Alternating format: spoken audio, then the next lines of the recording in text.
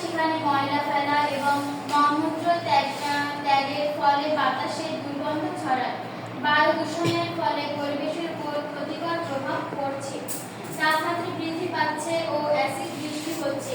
এছাড়াও মানুষের ফুসফুসের ক্যান্সার, শ্বাসজনিত রোগ সহ বিভিন্ন রোগে আক্রান্ত হচ্ছে। ধন্যবাদ রাশিকে। তাহলে আমরা এতক্ষণ জানলাম যে বায়ু দূষণের ফলে কি কি সমস্যা সৃষ্টি হয় এবং বায়ু দূষণ কিভাবে হয়।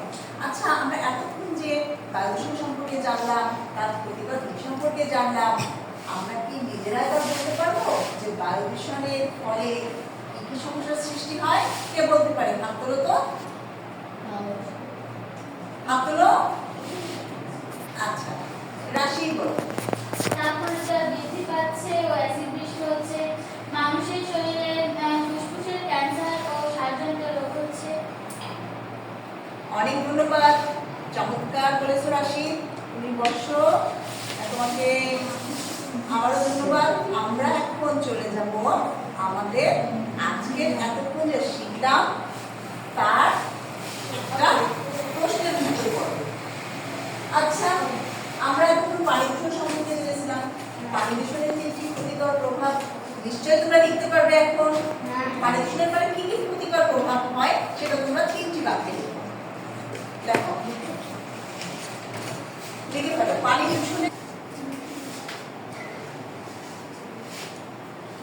দূষণের ফলে কি কি ক্ষতি হয় আমরা একটু সেটা লিখে ফেলবো।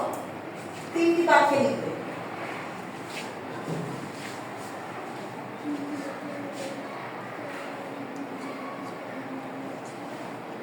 পানি দূষণের ফলে কি হয় তাই দেখো, ঠিক আছে? ছবিতে আমরা অনেকগুলো ছবি দেখছিলাম, সেখান থেকে লিখতেই হবে।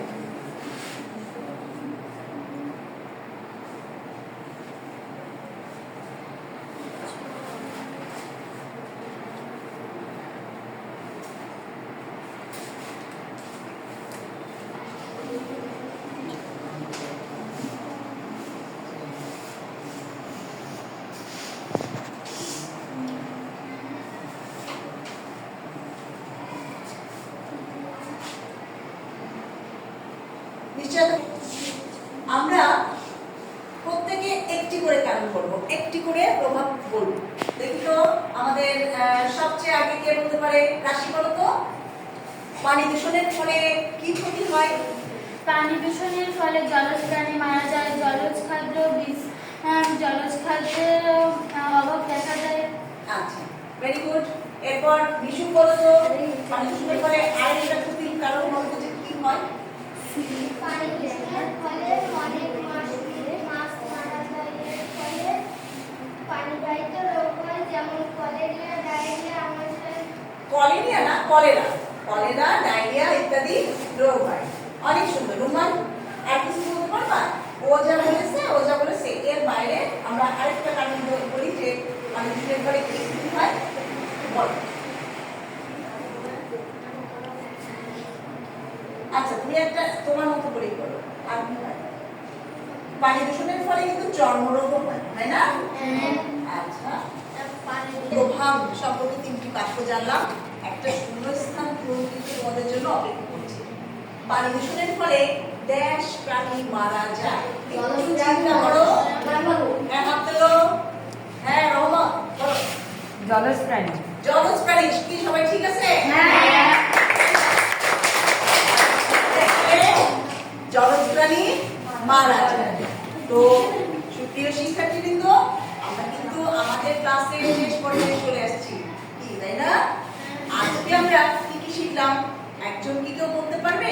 আজকের পুরো ক্লাসটায় প্রথম থেকে আমরা কি কি শিখেছি দেখি তো কে বলতে পারে? আমি চাইবো তোমরা সবাই হাত তুলবে। হাত তোলো। কে চাইবে? সাদিয়া। আচ্ছা, বলো সাদিয়া। ভেরি গুড, সাদিয়া বলবে। প্রথম থেকে আমরা আজকে কি কি শিখেছি বলো তো? হ্যাঁ, বলো তো, বলো। পানি দূষণের 3টি ক্ষতিকর প্রভাব লেখো। আমরা 3টি ক্ষতিকর প্রভাব সম্পর্কে জেনেছি। তার আগে কি জেনেছি? প্রথম থেকে বলো, ক্লাসের প্রথম থেকে এই পর্যন্ত কি শিখেছি আমি প্রথমে আসার পরে, তারপরে কি হয়েছে তারপর শিখেছি, এটা বলতে হবে, ঠিক আছে? কে বলতে পারে? রোমান বলো। রোমান বলো। পানি দূষণ কিভাবে হয় তা সম্পর্কে জেনেছি। বায়ু দূষণ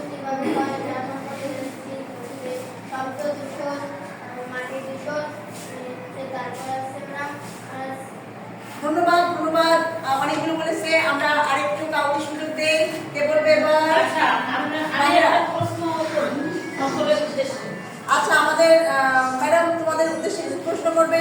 আমরা সেই প্রশ্নের উত্তরে যাব।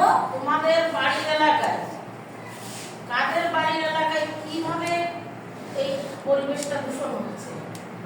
তোমরা, আমি হাত তুলবা যে কেউ কিছু বলতে পারবা কিনা, আমি তার কাছে প্রশ্ন করবো।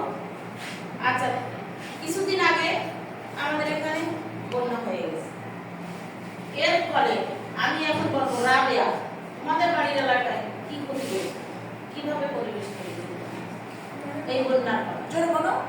অনেক বাড়ি পানি হচ্ছে, হ্যাঁ, সেখানে তাহলে কি হচ্ছে? পানি হওয়ার ফলে কি হলো? হ্যাঁ, পেটের অসুখ হয়, তাই না? ওই পানিটা তার পথে আসতে পারছে না। এইরকম তোমাদের নিজেদের পরিবেশে কি হয় এগুলোতে ম্যাডাম বলে দিতে হয় পরবর্তী কাজ। আমাদের এই সম্পর্কে একটা পরিকল্পিত কাজ আছে তোমাদের জন্য। ম্যাডামকে ধন্যবাদ।